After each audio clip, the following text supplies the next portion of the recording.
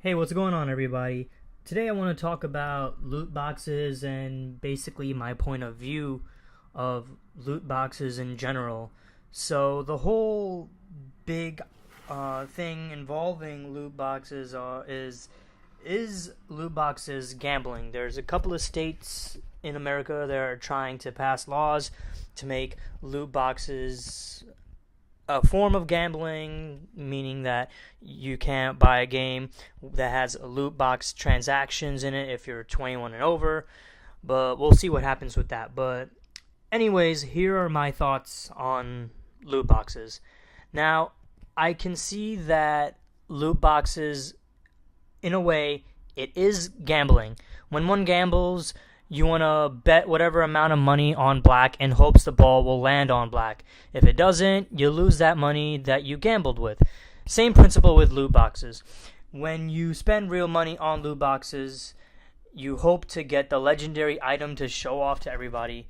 So, at one point, I was a sucker for loot boxes for Overwatch. When they had their Halloween season, I wanted the Mercy Witch costume because I thought it looked so cool. So, in hindsight, I see that I shelled out a lot of money on this when I shouldn't have even spent all that money to begin with. So I want to beat myself over the head um, because of that. But anyways, back to the point. So just to get that Mercy costume, I shelled about I think $75 in hopes to get that.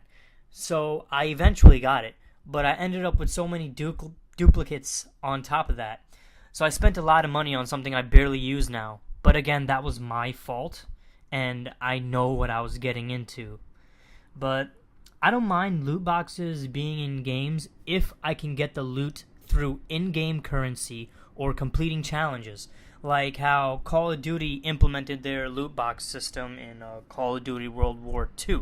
You could complete a set of challenges, daily challenges and weekly challenges, and just build up enough armor currency. I think it was called armor credits, and also certain challenges you get specific loot boxes. So right then and there, you are gambling with in-game currency and doing in-game challenges to get those loot boxes.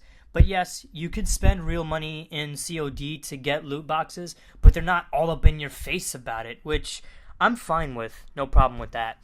And another aspect is aesthetic items through loot boxes, which is what I wanted to mention earlier with Overwatch.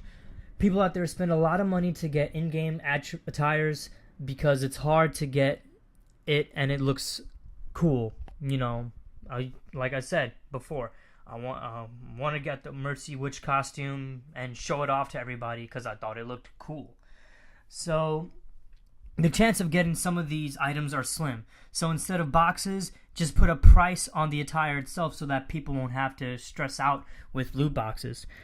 Now, I know that this is how Uncharted has some of their microtransactions set up like. So, and I know Uncharted has loot boxes in it, but other than loot boxes, if you want to get let's say the Road Warrior Nathan outfit, instead of going through loot boxes in hopes of getting it within 5 tries, just go up and shell out a little bit of real money to get that specific costume that you want.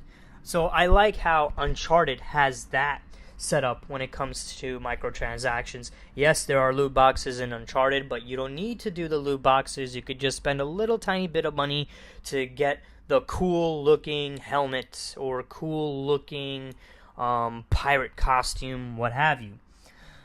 With that said, in my point of view, with how the video game industry does things, there will always be some sort of microtransactions with some AAA games. Instead of loot boxes, they will implement microtransactions on top of buying the game, or both. Then again, paying for loot boxes is paying for microtransactions. The way I see it, there's no way around microtransactions when it comes to a lot of AAA games in this day and age.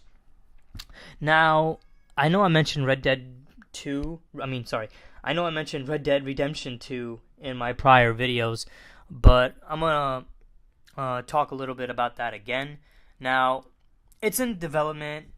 We all know that they delayed it till October of 2018, but whatever. The thing is, I know in the past, Rockstar did say that they were going to stay with microtransactions and whatnot. So this most likely includes Red Dead Redemption. So I wonder what type of microtransactions will be in Red Dead Redemption 2. Will there be loot boxes? Will there be attire sets you pay for? Or, to kick it up a notch, will you have to pay for multiplayer? Now, what I mean by that is, will there be certain game modes where you have to pay a ticket to play the game mode? Similar to how Valve has it set up with, I believe their Man vs. Machine game mode, where you have to purchase a play ticket to play the game mode. Hopefully it won't come to that, because it was never like that to begin with Rockstar, but only time will tell, I guess. Now, loot boxes are not the only form of gambling. Again, there are microtransactions. At the end of the day, it's up to you if you want to pay for the loot. If you want to pay for the loot, then you should know what you're getting into. You should know what you might and might not get, because there are no refunds for loot boxes, and there are no refunds for microtransactions.